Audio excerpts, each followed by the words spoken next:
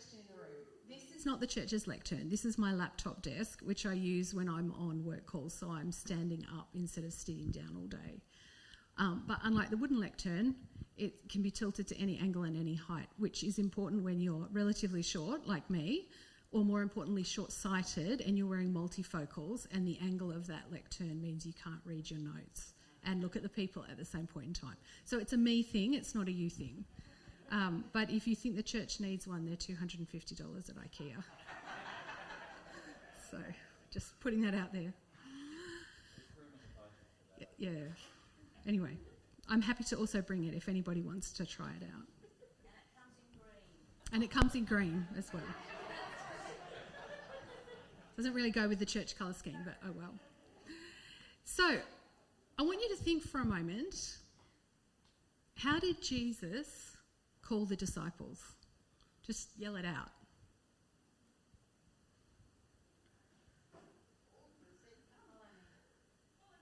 Follow me.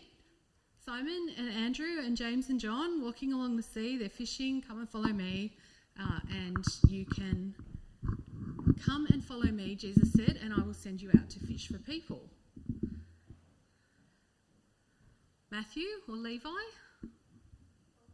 saw him in the tax collecting in his booth, follow me. So, and then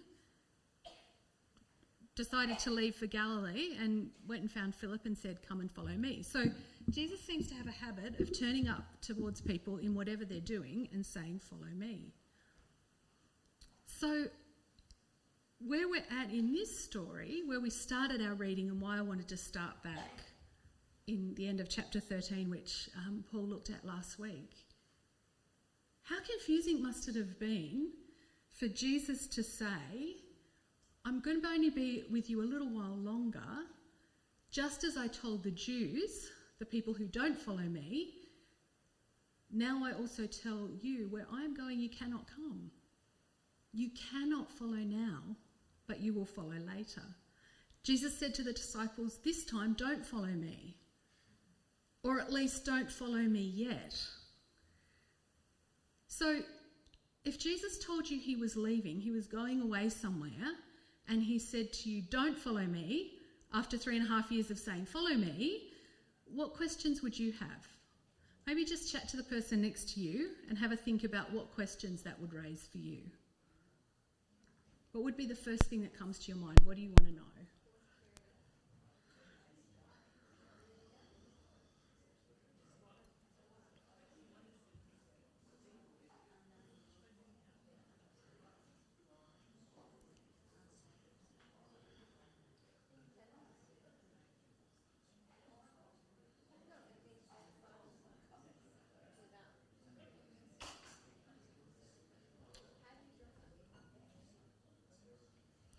Has anyone got a question for Jesus that needs an answer about why you're not supposed to follow him this time round? Okay, Charlotte wants to know why. Okay, that's a great 4-year-old question. But why? Why can't I follow you? You're in good company. The disciples asked that too. What other questions, George? What am I going to do? What are we supposed to do now? If we're not following you, that's a bit confusing. Any other burning questions? Where are you going? We didn't hear about this. This wasn't in the plan. Like, normally you tell us where you're going, or if you don't tell us where you're going, you at least tell us where to meet you. What are you going to be doing without us? Right? Lots of good questions. And the disciples had lots of questions too. And in fact, the next few chapters of the book of John are structured around the disciples' questions. Basically, from halfway through chapter 13 all the way to the end of chapter 16, the disciples are asking questions. Peter wants to know, where are you going and why can't I follow you now? Thomas wants to know, well, if we're going to follow you later, we don't know where you're going, so how are we going to know the way to where you've gone? Philip doesn't have a question, he just has a request. Just show us God, and that will be enough for us. Judas says, why are you intending to show yourself to us and not to the world? And then in the end, some of the disciples, presumably not the ones who've already had their main questions answered, are saying, what does he mean by soon? We don't understand what he's talking about. These chapters, 13 through to 16, are effectively Jesus' last words to his disciples. These are the things he really wants to make sure that they understand so that they will be able to cope with what lies ahead of them in the next 72 hours. Jesus' arrest, his trial, his torture, his execution, death and resurrection. And it's such a long explanation. It seems through these chapters that everything Jesus says kind of makes it worse. They kind of just have everything he says in answer to one question raises another question, until you finally get to the end of the chapter 16 and the disciples say, oh, now you're speaking plainly. You aren't using figures of speech. Now we understand everything. We don't need anyone to ask you anything else. We believe that you've come from God. And Jesus is like, oh, thank goodness, finally, and prays for them in chapter 17, and then goes out to the garden where Judas brings the temple guards to arrest them. Jesus doesn't leave until they've got the message that he wants them to get, because otherwise they're not going to make it through those next 3 days. So I wanted to go back and pick up Peter's question at the end of chapter 13, because the start of chapter 14 is part of Jesus' response to Peter's question. And if we don't have the context, we'll miss the power of Jesus' answer. So Jesus had said, little children, I'm with you for just a little while longer. You will look for me. But just as I told the Jewish leaders, I also tell you now, where I'm going, you can't come. And Paul told us the main point of the whole thing that Jesus is saying in that chapter is, I give you a new commandment. I'm going away, so it's really important that you remember this. Here's my new commandment. Here's what I want you to do while I'm gone. Love each other, just as I've loved you, so you also must love each other. This is how everyone will know that you are my disciples, when you love each other. And in a classic case of Peter missing the point for at least the 356th time he's done it, he says, where are you going? Like, not how do we work out the commandment, but where are you going? And Jesus says, where are you going? You can't follow me now. I'm going away. You can't come with me. So I'm giving you this really important commandment. Where are you going? And Jesus' answer is, look, it doesn't really matter where I'm going, because you can't follow me yet. And far from being satisfied with that answer, Peter has to make it all about him. So firstly, he completely missed the point. Secondly, he makes it all about him. He asks the second question, why can't I come with you? I will go anywhere with you. I will even give up my life for you. And I think you can probably hear all the other disciples rolling their eyes around the table at this point. In fact, the Gospel of Luke tells us that what the disciples had been talking about amongst themselves, presumably far from Jesus where he couldn't hear them at the table. So this is the Passover meal. This is Jesus' last meal with them. Jesus has just told them he's going away. What are they talking about? They're arguing about who's the greatest among them. And this is Peter's claim, that he's the greatest among them. I will follow you all the way, even to death. I'm willing to lay down my life. I'm willing to protect your life with mine. And Jesus' response is absolutely devastating. He's like, sure about that, Peter? Actually, you're going to have a chance to put your money where your mouth is tonight, and before the rooster crows 3 times in the morning, you're actually going to break that promise 3 times. Ouch.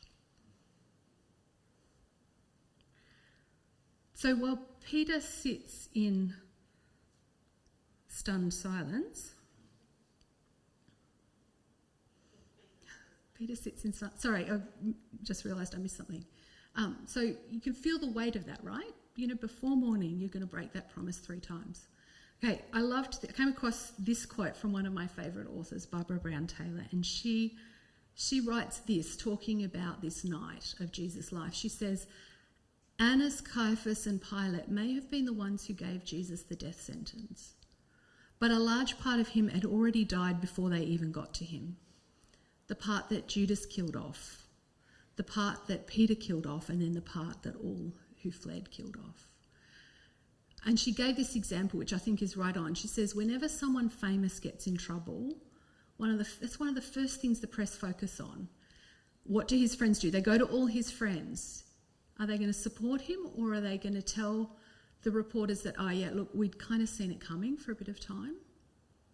And one of the worst things that a friend can actually say is what Peter said. Well, we weren't actually really friends. Acquaintances might be a better word. Actually, we just worked together. I mean, his desk was near mine, but I don't really know him at all.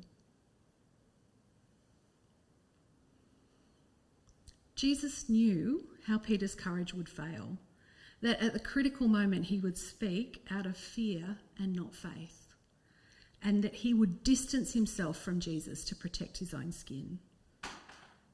Just like Jesus knew that Judas would betray him, and he also knew that all the other disciples would abandon him. Only John went all the way to the foot of the cross. Peter went the next closest, into the house of the high priest. Yet I think it's so interesting and so beautiful what Jesus' response to Peter's question is. When Peter says, why can't I follow you? Go back to, why can't I follow you? Jesus says, you can't yet. Jesus also knows not only that this is going to happen, that Peter's going to distance himself from Jesus to save his own skin, but that much later in life, empowered by the Holy Spirit, Peter will in fact not only be willing to lay down his life, I think Jesus can see his heart, he is willing to lay down his life, but he will actually be able to do it later, and he's not able to yet. But still, if I'm Peter, I'm absolutely devastated by Peter's response, and I'm sure Jesus knows that too. And that's why his deepest answer to Peter's question is this: don't be troubled. I've just told you you're going to fall. I've just told you you're going to break your promise to me, not in a few months' time, tonight. And my response to you is, don't be troubled. Trust in God. Trust also in me. My Father's house has rooms to spare. If that weren't the case, would I have told you that I'm going to prepare a place for you? When I go to prepare a place for you, I will return and take you to be with me, so that where I am, you will be too. You know the way to the place I am going. What do you think Peter heard in Jesus' answer to his question? And what do you think the other disciples heard? Let's take a moment to think about that.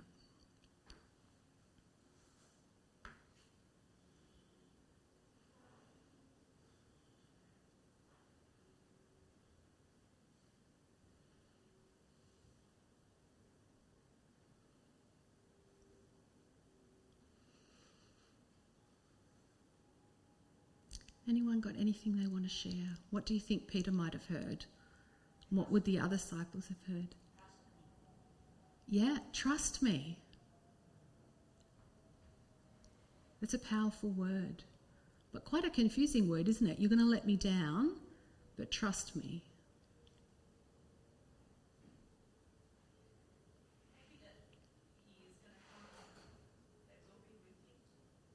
Yeah, there's incredible hope. Jesus might be going away, but he's going to come back, and you all, it's you, everyone, not just you, Peter. You will all be with me. Not you all except for Peter. You all will be with me. I want you with me. Maybe the place where you're going. You know the way to the place I'm going. Maybe just like thinking about, do I know that part? How do I get there? Right. What's the thing I'm thinking about? Right. What's the path to get there? What's the Right. thing I need to do? Okay, that's fine. Maybe I can go there. Right. Okay. So maybe they're expecting, okay, you know the place, you know the way to the place where I'm going. Oh, okay, good. It's somewhere we've been before. He just needs to tell us where it is and we'll be able to get there. Brendan's anticipating Thomas's question. in response to Peter's just stunned silence, with the revelation that he's not actually going to follow Jesus all the way to death yet, Jesus essentially says, don't worry about what you will do. Trust me, trust in what I will do. I am going home a bit before you to get everything ready for your arrival. And then I'm going to come back and I'm going to take you home with me. And you know how to get there. I think Peter would have heard incredible reassurance in Jesus' words of grace.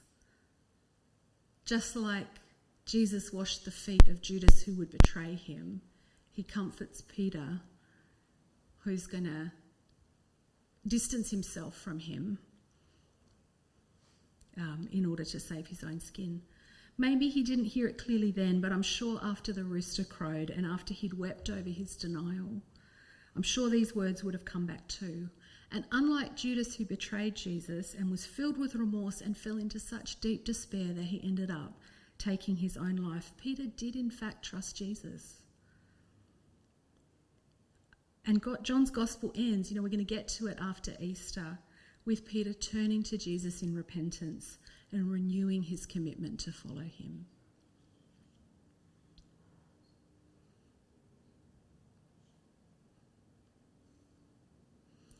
Some of the disciples, however, are still confused. Thomas is like, well, we don't know where you're going, so how do we know the way? Like, if you just told us where you were going, then logically we'd be able to figure out the way there. If you said, I'm going back to Galilee, we would go, okay, are we going through Judea or are we going through Samaria? Like, we would know where to go. Or if you said, we're going to Mary and Martha and Lazarus' house in Bethany, we know how to get there.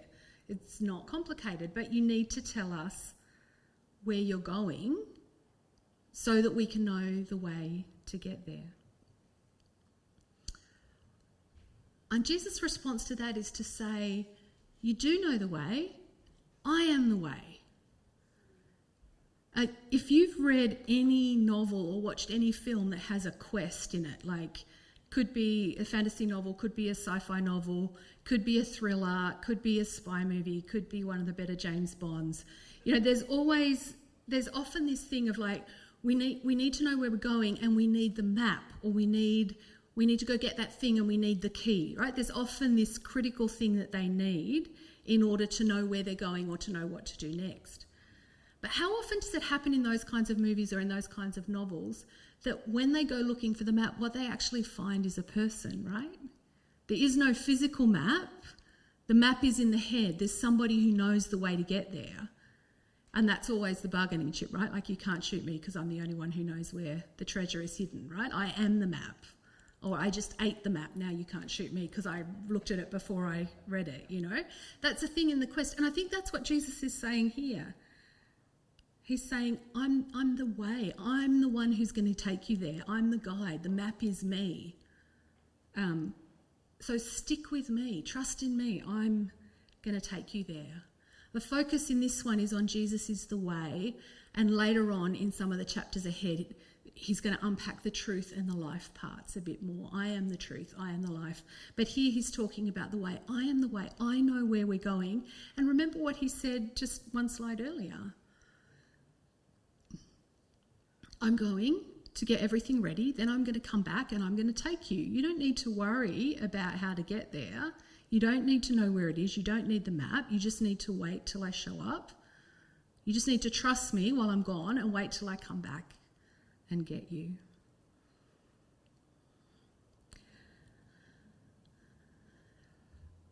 Which leads us to Philip's request. I'm really puzzled by Philip's request. I'm the way, the truth, and the life. No one comes to the Father except through me. From now on, you've known me and will know the Father. From now on, you will know him and have seen me. So I guess he's riffing off Jesus saying, you're going to see the Father, right? I wonder if Philip has some idea of what going to the Father might mean. And he's like, what about if you just show him to us instead? Like, maybe we don't actually want to go there yet. Maybe we just want to see him. Or maybe Philip's like, Yeah, Peter, James and John got to see Jesus transfigured and hear the Father's voice directly. Like, maybe we missed out. I don't know. But I think it's really interesting that he's like, yeah, sure, not take us to the Father, but just show us the Father now. And that will, is it that that's going to help him trust that Jesus does know how to get to the Father, or it's just that he's nervous about what the process of getting to the Father might look like? And Jesus comes back with this really profound response to Philip's request. He says, "Don't you know me, Philip? Even after I've been with you all this time, whoever has seen me has seen the Father. How can you say, 'Show us the Father'?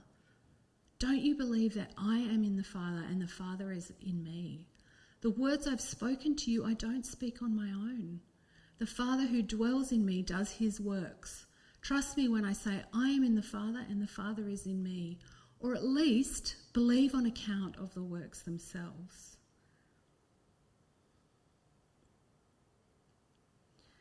Later on in the scriptures in the book of Hebrews, the writer, we don't know who it is, puts it like this. He says, "In the past, God spoke to our ancestors through the prophets at many times and in various ways, but in these last days he has spoken to us by his Son, whom he has appointed heir of all things and through whom he also made the universe. The Son is the radiance of God's glory and the exact representation of his being, sustaining all things by his powerful word." Jesus is saying here, if you find it hard to believe, if you find it hard to just trust me, then trust the evidence. Have I not spoken the words of the Father? Have I not, I'm the one who speaks the Father's words. I'm the one who does the Father's works. You've seen this. Think about what they've seen Jesus say or what they've seen Jesus do. What happened just a few chapters ago in John 11? Oh, he just raised Lazarus from the dead. What happened a little bit before that? We were on a boat. It looked like we were going to sink.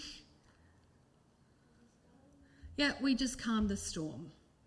All right, what about a bit before that? We had a whole bunch of people who'd come to hear the sermon. It was the end of the day.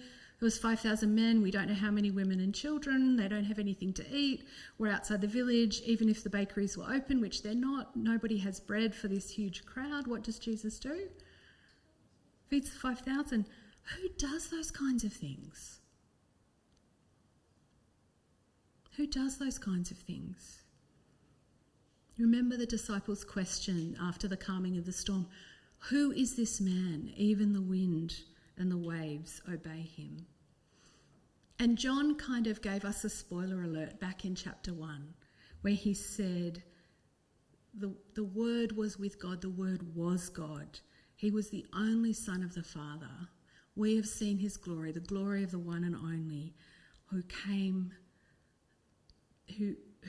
and dwelt among us, full of grace and truth.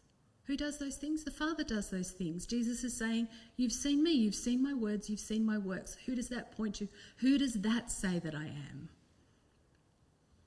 I am in the Father, and the Father is in me. But Jesus goes on to make this really extraordinary statement, which is just absolutely mind-boggling, and I think leads us on into next week. He says, "It's the Father who dwells in me who does his works. Trust me when I say that I am in the Father and the Father is in me, or at least believe on the account of the works themselves. I assure you that whoever believes in me will do the works that I do. They will do even greater works than these because I'm going to the Father. I will do whatever you ask in my name so that the Father can be glorified in the Son. When you ask me for anything in my name, I will do it." And the next chapter is the rest of the chapter is kind of unpacking that statement and how that works. I think it's an astonishing thing to try and get our heads around it. What on earth does Jesus mean that we will do greater things than Jesus has done? And I just want to say two things that might help. The first one is he says, anything in my name. And we've talked about this before. Name is a representation of the person's character. Or if you transfer it into a kind of modern capitalist context, Jesus is saying, whatever you ask for me that's on brand, I will do it. If it's off my brand, I'm not going to do it, right? You can't get an influencer to represent a product that's not on brand for them, right? So Jesus is saying, if you ask me to do anything that's on brand, on with the Jesus brand, which is on with the Father's brand, then I will do that. Anything. In fact, because you're asking me and I've gone to be with the Father, I will ask the Father and do whatever you ask. In fact, you'll do greater things than me. The second thing I want to say is just to think a bit about the word greater. Greater can mean bigger or greater can mean better, right? We use it in both ways in English. Bigger, better. I think we most often use it as better, but it can also mean bigger. And I found this quote from Bishop Hua Yung from the Malaysian Methodist Church. He said, so again, remember, it's got to be on brand. Jesus' authority rested fully on his submission to the Father. And we too can exercise our Heavenly Father's authority in the power of the Spirit to the extent that we're yielded to God, to the extent that our brand is aligned with the Jesus brand, which is aligned with the Father's brand. We can only fully grasp what Jesus means in John 14:12 when we link it to the promised coming of the Holy Spirit after the death, ascension, resurrection and ascension of Jesus, which Jesus is going to talk about next week. And this also helps us to understand what Jesus means by greater works than these will he do. Because whatever Jesus' disciples can do is being done through the power of the same Spirit who empowered the incarnate Jesus. The greater works can only refer to what is quantitatively, not what's qualitatively different. Jesus was truly human. He was fully divine. He had the full power of the Spirit, but he was also fully human. He could only be in one place at one time.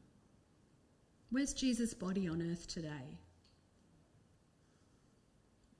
Here in this room, for starters, but every nation in the world has at least a handful of people indwelt by the Spirit of God. Jesus' body is active in far more places in the world than he was physically. Remember, he had to keep saying to the disciples, I want you to go preach in all the villages, get everything ready for when I come.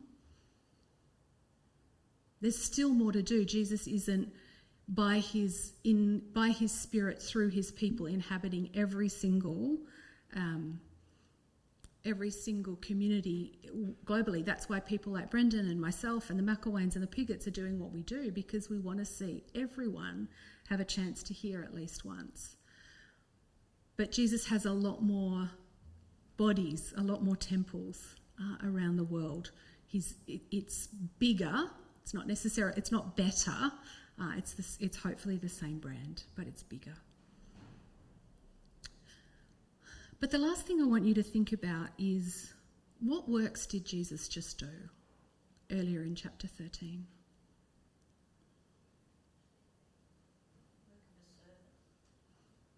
Work of a servant. After he'd washed the disciples' feet, he put his robes on and he returned to his place at the table and he said, do you know what I've done for you? You call me teacher and Lord, and you speak correctly because I am. If I, your Lord and teacher, have washed your feet, you must wash each other's feet too. I have given you an example.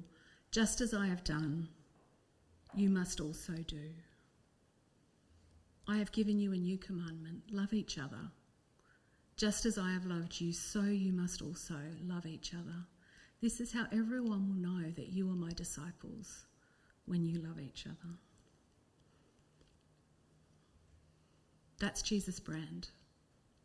That's what it means to ask whatever you want in my name and I will do it for you. Self-sacrificial love. That's what Jesus had just showed. That's what he's going out to do. And as one of the church fathers, whose quote I couldn't find this week because Google wasn't helping me, said it was the martyrs on their knees in the arena, the people who followed Jesus all the way to death, that conquered the Roman Empire, not the power of the sword. It was this. It was love and sacrifice. It was forgiving their enemies that brought the empire to its knees. I just want to take a moment to recap Jesus' promises or his words, in this chapter. Jesus said, I'm going to prepare a place for you. I will return and take you to be with me, so that where you are, where I am, you will be too. I want you with me forever. You know the way. I am the way. You will know the Father. Whoever believes in me will do the works that I do. They will do even greater works than these, because I am going to the Father. I will do whatever you ask in my name. How many commands did you spot in the passage? Like 7 promises at least. How many commands did you spot in the passage? I only spotted 1. Trust me. Believe in me. In fact, earlier in John, Jesus says this is the work of God, to believe in the one he has sent. So I want to close with a final question. I'll go and sit down and the band's going to come up and lead us in a song of response. Which of Jesus' words or promises is he asking you to trust him and believe in him today? Yeah, okay, that sentence didn't make sense, but you know what I'm saying. Which of Jesus' words or promises is he asking you to trust him that that's true, to believe that promise? And if you really trusted Jesus and believed that word or promise, what first step would you need to take?